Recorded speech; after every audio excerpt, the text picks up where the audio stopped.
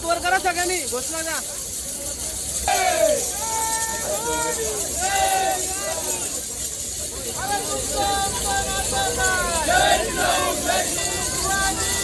दोन्ही हाताने सांग रे म्हणून.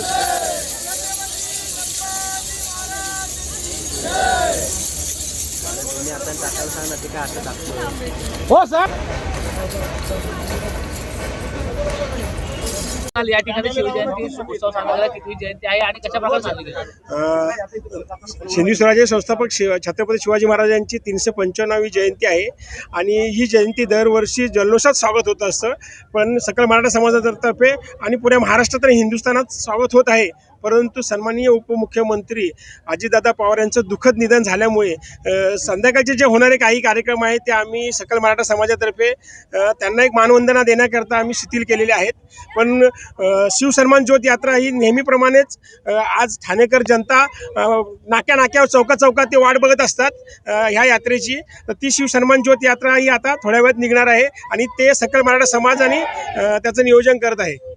की दरवर्षीप्रमाणे ठाण्यामध्ये जल्लोष आणि आनंदाचा वातावरण शिवजयंती उत्सव मोठ्या उत्साहाने साजरा होत आहे.